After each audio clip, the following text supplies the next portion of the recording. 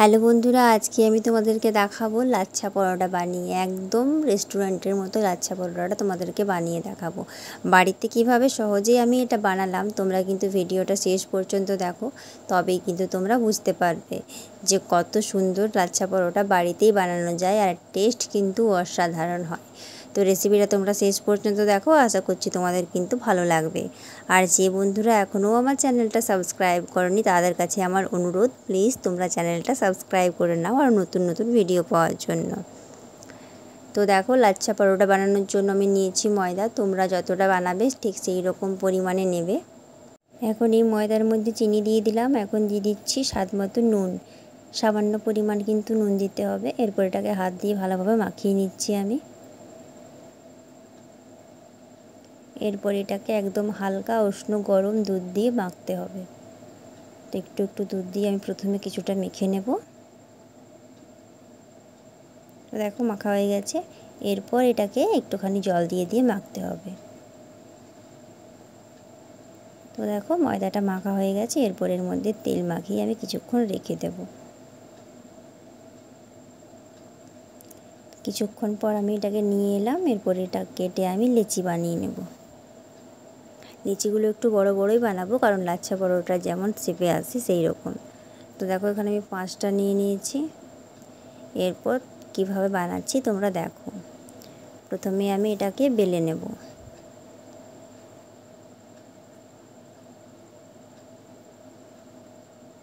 এইভাবে আমি বেলে নেব রুটির আকারে। এরপর দেখো এটাকে কিভাবে আমি গুঁড়িয়ে নিচ্ছি। এইভাবে কিন্তু গোটা রুটিটা গুটিয়ে নিতে হবে।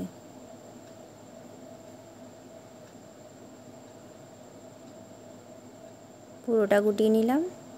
এরপর দেখো, হাত দিয়ে এভাবে করে নিতে হবে, ব্যাস। এরপর আমি এটাকে বেলবো। এটাতে একটুখানি তেল নিয়ে এটা আবার বেলে নিচ্ছি।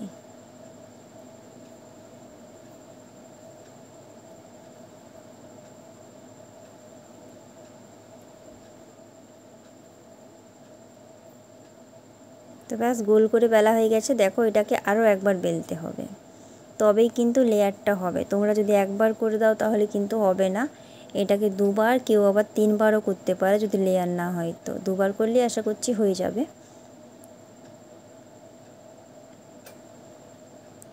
তো সেম প্রসেসে যেমন প্রথমবার করেছিলাম, একদম ওভাবে করে এটাকে আরও একবার বেলে নিতে হবে। তো এটাকে আমি আরও একবার বেলে নেব।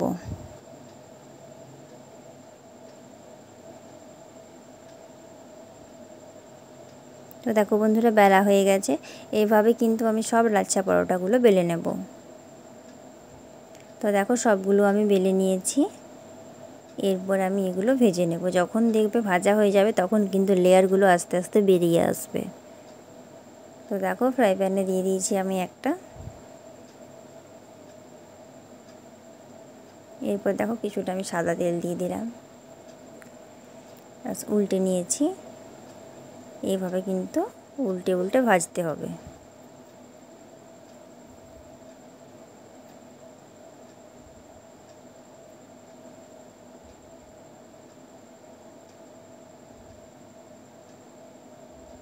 তো দেখো বন্ধুরা, আস্তে আস্তে এটা ভাজা হচ্ছে। এটাতে কিন্তু একটুখানি তেল দিয়ে দিয়ে ভাজতে হবে,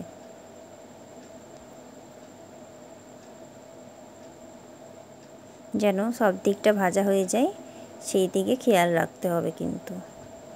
এইভাবে খুন্তি দিয়ে চারদিকে চাপিয়ে চাপিয়ে কিন্তু এটাকে ভেজে নিতে হবে। তো বন্ধুরা দেখো, কত সুন্দর তৈরি হয়ে গেছে। এরপর এটাকে আমি নামিয়ে নিলাম। আরও একটা দিয়ে দিলাম, ওটাকে আমি ঠিক একইভাবে ভেজে নেব। তো দেখো, এভাবে তেল দিয়ে দিয়ে কিন্তু এটাকেও আমি ভেজে নেব। উল্টে নিলাম। এভাবে কিন্তু একবারে তেল দিলে চলবে না, একটু একটু করে তেল দিয়ে কিন্তু এটাকে ভাজতে হবে, তাহলে কিন্তু পুরো লেয়ারটা বেরিয়ে আসবে।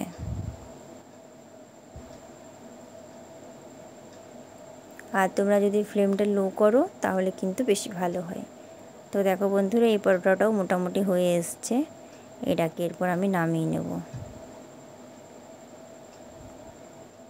তো ব্যাস এটাকেও নামিয়ে নিলাম বন্ধুরা। তো দেখো কত সহজেই তৈরি হয়ে গেল আমাদের আজকের রেসিপি লাচ্ছা পরোটা। তোমাদের রেসিপিটা কেমন লাগলো অবশ্যই কমেন্টসের মাধ্যমে জানিও বন্ধুরা। আর যদি ভালো লেগে থাকে তাহলে তোমরা অবশ্যই কিন্তু বাড়িতে বানাবে।